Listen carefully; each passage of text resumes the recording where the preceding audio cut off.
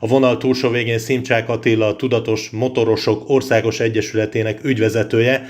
Attila, még egyszer nagyon köszönöm, hogy elfogadták a megkeresésünket. Egy olyan témáról szeretnénk érdeklődni, illetve beszélni, amely én azt gondolom, hogy minden kétkerekűre pattanónak ebbe a nyári időszakban aktuális lehet, és pedig ez nem más, mint a motoros ruházat, illetve a védőfelszereléseknek a viselete, illetve ezeknek az eszközöknek a használata. Kérem, erről mondjon pár szót, és mindenképpen én azt gondolom, nem csak baleset megelőzés terén, hanem ugye minden motorosnak ez alapvető érdeke is. Én úgy gondolom, kötelessége is.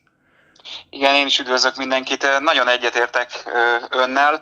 Ugye a helyzet az az, hogy jelen pillanatban a KRESZ szerint csak a bukossak használata kötelező, ami ugye legyünk őszinték nem elég ahhoz, hogyha bármilyen motoros baleset történik, akkor megvédje a motorost. Ugye nyilván az egyik legfontosabb testrészünk a fejünk, amit védeni kell.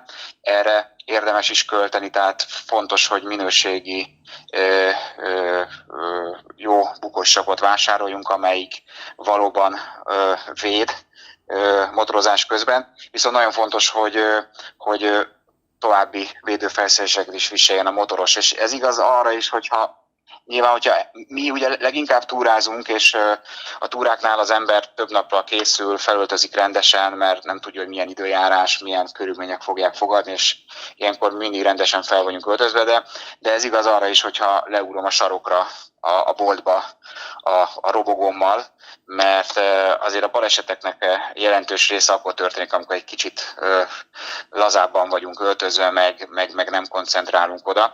És ami szerintünk fontos a bukossakon kívül, és talán a második legfontosabb dolog, az a gerincprotektor. Mindenképpen szerintünk kell viselni gerincprotektort. Ebből is többféle van a piacon.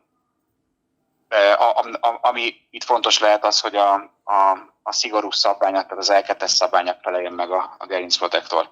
Aztán ezen kívül, ami szerintem nagyon-nagyon fontos, zárcipő, motoros kesztyű, és protektoros nadrág, és egy olyan jackie, amiben a könyök és a váll védve van.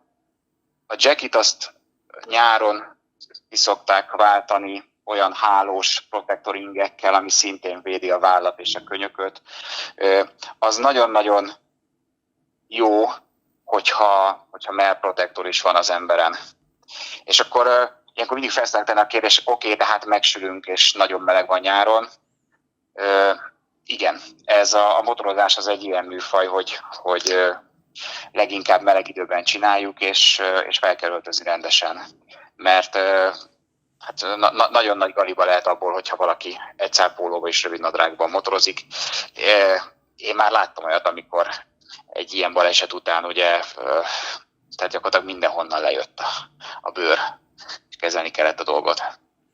Attila, még egy nagyon fontos dolog, én azt gondolom ebben a nyári nagy melegben, és ténylegesen te elmondtad, hogy azért többször túráztok. Ugye nem utolsó sorban én azt gondolom a motornak a karbantartása, hiszen jelenállás szerint nagyon könnyen nem csak az út meleg, tehát nem csak az útburkolat meleg, nem csak a levegő ugye meleg, hanem tehát egyértelmű, hogy ugye a motor, illetve a motorblokkon is van azért egy olyan hőáradat kifele, amelyben nagyon fontos az, hogy megfelelő ruházatban legyünk.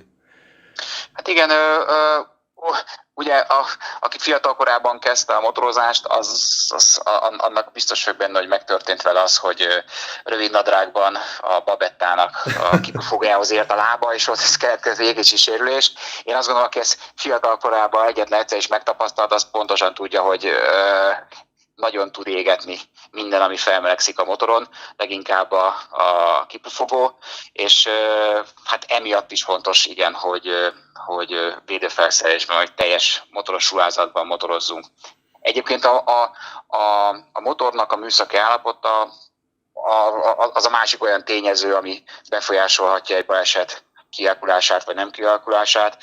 Ugye mi, amikor túrázni indulunk, nagyon nagy hangsúlyt fektetünk arra, hogy mindenkinek tökéletes gumija legyen, tehát a guminak az állapota az az egyik legfontosabb dolog, hiszen ez az, ami tapad, ez az, ami az úthoz köt minket, és hogyha ez kopott, előregedett, régi, rossz minőségű gumi van a motoron, akkor nagyon hamar elfogy a tapadás, és ha nincs tapadás, akkor mindenképpen vízszintesbe kerül a motorkerékpár.